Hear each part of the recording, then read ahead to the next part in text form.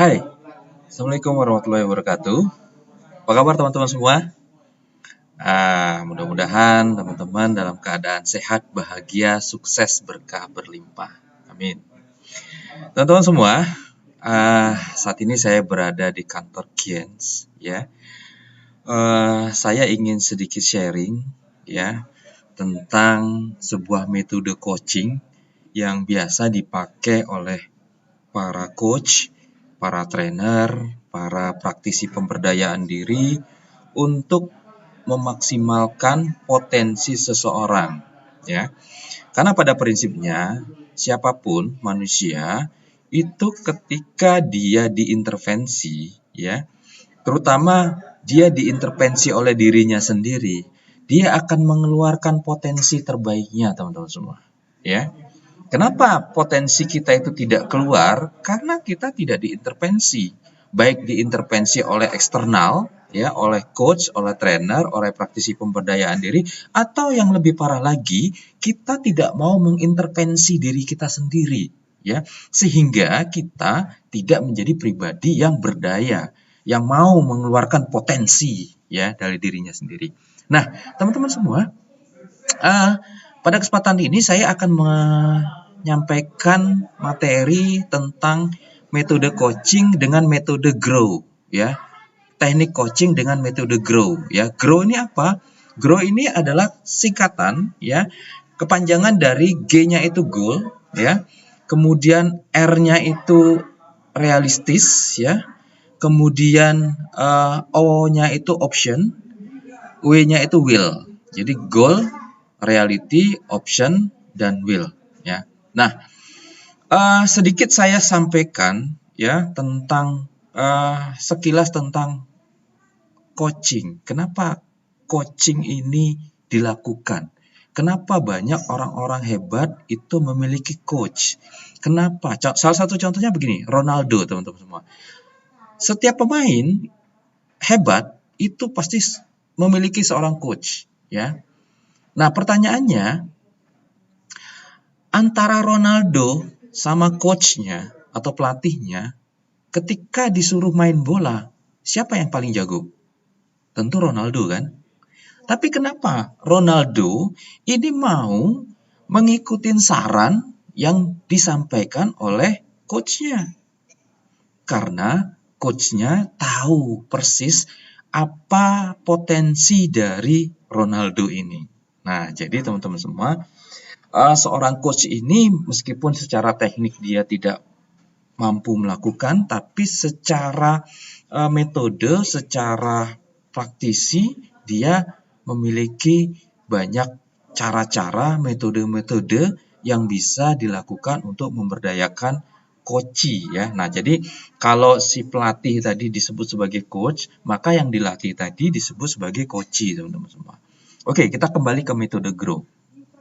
Jadi grow ini adalah G-nya itu adalah goal. Jadi ketika kita bertanya kepada seorang coach, apa goal yang ingin kamu raih dalam hidup ini?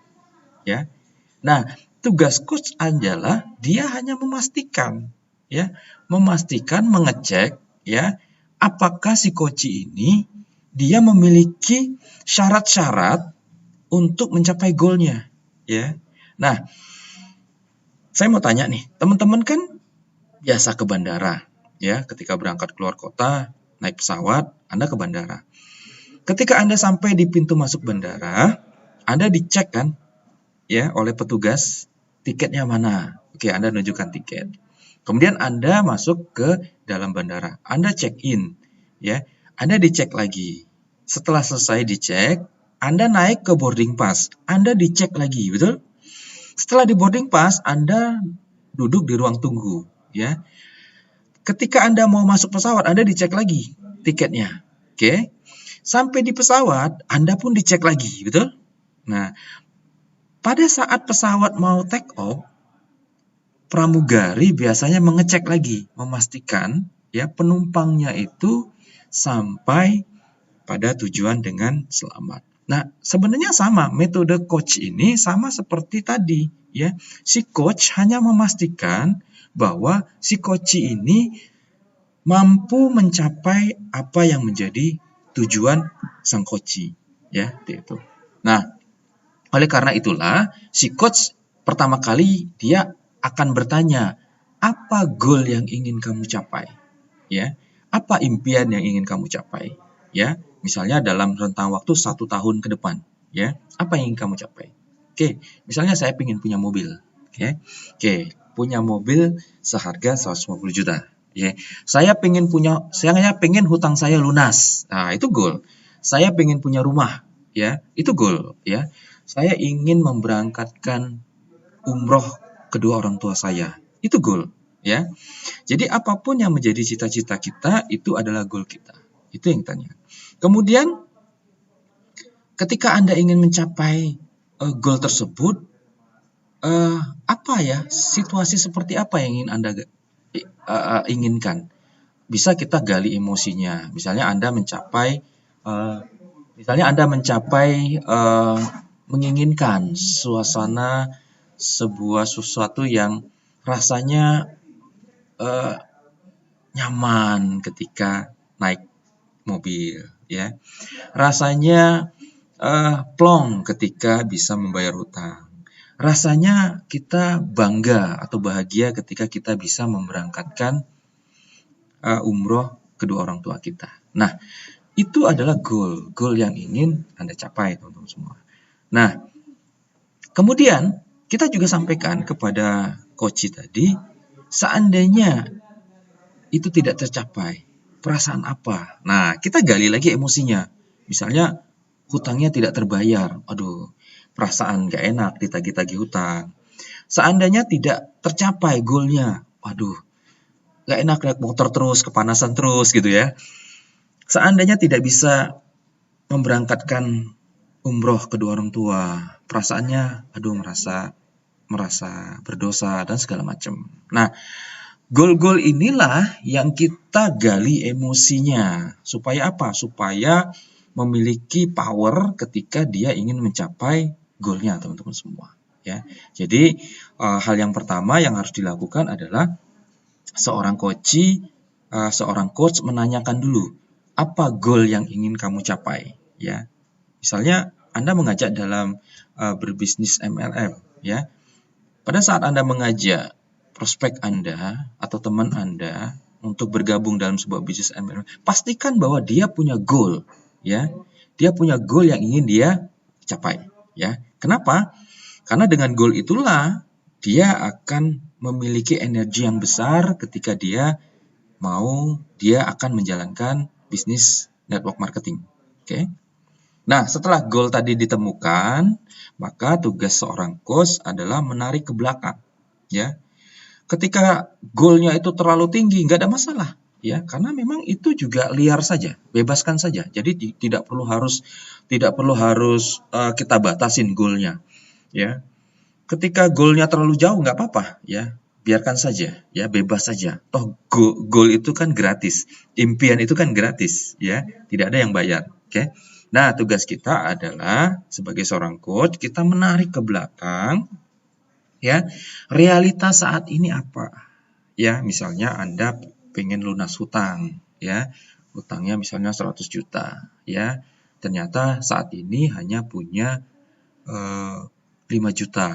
Berarti perlu 95 juta lagi dalam jangka waktu 1 tahun ke depan. Nah, bagaimana caranya mencapai 95 juta dalam 1 tahun ke depan, ya?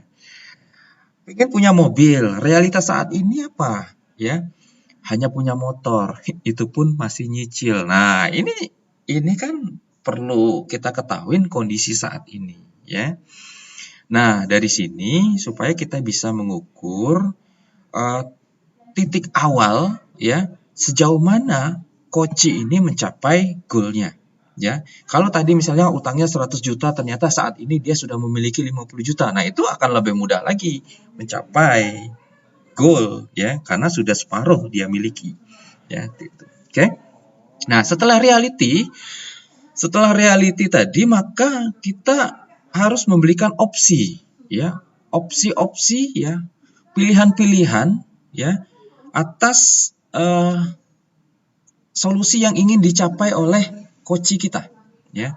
Misalnya dia pengen punya hutang, ya, kemudian dia pengen melunasin hutang, ya, kemudian dia baru memiliki 5 juta, kemudian dia kurang 95 juta untuk melunasi hutangnya. Nah, untuk mencapai 95 juta dalam jangka waktu 1 tahun ke depan, maka kita perlu menggunakan metode makan gajah kalau istilah praktisi pemberdayaan diri. Apa itu makan gajah? Ya nggak mungkin langsung kita makan besar-besar, ya. Gajah itu kita potong kecil-kecil, ya, baru kita makan. Begitu juga 95 juta, nggak mungkin langsung kita capai dalam 1 bulan. Maka 90 juta kita bagi 12. Nah, itu akan memungkinkan sekali kita untuk mencapainya ketimbang kita melakukan sesuatu sampai di bulan ke-12 kita baru mencapai 95 juta. Ya, itu akan sulit sekali kita capai, teman-teman, ya. Maka kita harus memberikan opsi-opsi apa, ya, sumber daya yang dia punya untuk menambah income. Misalnya saat ini dia statusnya sebagai seorang pekerja, ya. Misalnya dia menjadi marketing freelance, ya. Misalnya dia jualan online. Misalnya dia menjadi seorang dropshipper gitu kan. Misalnya dia menjadi seorang bisnis network marketing, ya, di sela-sela pekerjaan dia. Ya, apapun itulah. Yang penting ada beberapa opsi-opsi yang kita tawarkan kepada coach tadi yang memungkinkan coach tadi mampu melakukan itu, ya, sesuai dengan sumber daya yang dia miliki, ya, teman-teman, ya. Nah, dengan itu maka dari pilihan-pilihan yang kita tawarkan tadi, dipilih mana yang memungkinkan bisa dilakukan oleh seorang coach. Oke. Nah, setelah tadi punya goal, setelah tadi kita membawa ke belakang, kita melihat realitanya seperti apa, kemudian kita memberikan opsi-opsi pilihan, maka yang W-nya adalah will, ya. Seorang coach memastikan bahwa coach-nya mau melakukan, ya, mau melakukan apa yang sudah disepakatin antara coach dengan coach tadi atas opsi-opsi yang diberikan oleh seorang coach, ya. Misalnya seorang coach bertanya, apakah kamu mau melakukan? Oke, kalau kamu melakukan, kapan kamu mau melakukan? Oke, terus bagaimana cara kamu melakukan? Nah, dari situ mungkin si coach bisa memberikan masukan jika memang opsi yang dipilih oleh coach tadi, seorang coach memang dia expert di bidang itu, dia mampu melakukan itu. Nah, jadi seorang coach harus memastikan bahwa coach-nya mau melakukan apa yang menjadi kesepakatan bersama, komitmen. Jika seorang coach tidak mau melakukan, ya udah berarti proses coaching ini sia-sia, teman-teman semua, ya. Nggak ada gunanya, ya. Karena tujuan dari coach ini adalah seorang coach memastikan bahwa, ya, coach mau melakukan opsi-opsi tadi untuk mencapai goalnya. Oke, teman-teman semua. Jadi ini yang paling penting yang harus dilakukan dalam proses coaching, ya. Nah, setelah dilakukan, baru nanti akan ada proses evaluasi, baru nanti akan ada proses assessment-nya selanjutnya, kemudian mungkin ada opsi-opsi lain yang perlu dilakukan. Tapi opsi awal ini yang harus dilakukan oleh seorang coach sehingga seorang coach mampu menilai, mampu melakukan kontrol terhadap opsi-opsi yang dilakukan oleh seorang coach tadi. Oke, teman-teman, mungkin itu saja yang bisa saya sampaikan pada kesempatan kali ini. Mudah-mudahan bermanfaat, ya. Mohon maaf kalau ada kekurangan. Assalamualaikum warahmatullahi wabarakatuh.